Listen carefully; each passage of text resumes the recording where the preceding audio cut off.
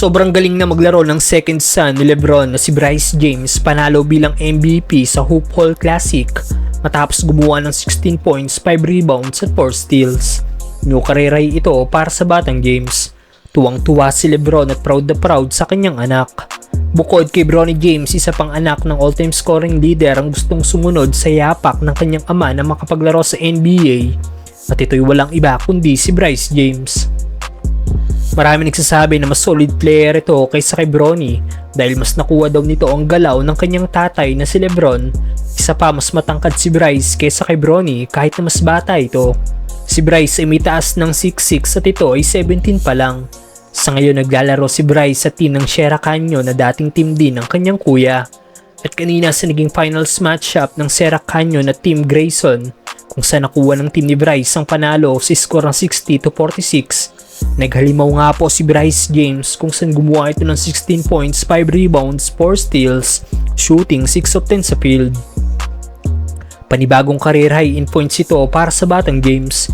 Grabe din ang outside shooting ni Bryce sa game nila kanina dahil sa 7 3-point shots attempt nito, 4 dito ang kanyang naipasok. Ginawa niya ito lahat sa paglalaro lang ng 17 minutes. Dahil sa ganda ng inilaro ng batang James, siya nga pong nanalo bilang MVP sa Hoop Hall Classic. Kaya naman tuwang-tuwa nga po ang kanyang tatay na si LBJ na napapost pa sa kanyang social media account na may caption na sobrang proud na proud daw siya kay Bryce at literal na napaiyak daw ang all-time scoring leader.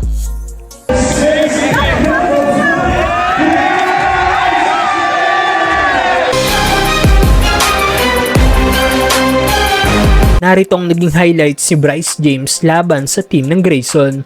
Pasok ang 3-point shot ni Bryce na siyang nagbigay sa kanila ng 3-point lead. Possession, Bryce James for 3. In-extend pa ni Bryce sa 13 points ang kanilang lamang matapos itong maipasok ang kanyang second 3-point shot. Coming off the screen, Bryce for 3. Rims in. Bryce, Bronny, it all goes. Nating but net din ang pull-up jumper ng batang James. This game, good looking pull-up there from Bryce. Mas lalo pang nabaon ng team ng Grayson dahil sa buzzer beater 3-point shot na ginawa ni Bryce sa pagtatapos ng third quarter. No dip, and it's good. Dahil sa init ng outside shooting ni Bryce, dalawang defender nang nag-contest sa tira niya pero naipasok pa rin ng batang James ang kanyang 3-point shot. Offense from their defense. Oh, Bryce James again. Ano masasabi niyo sa larong ginagawa ngayon ni Bryce James, mga brother? Andre Chevalier had his team ready. Really compete. Yep. Great look.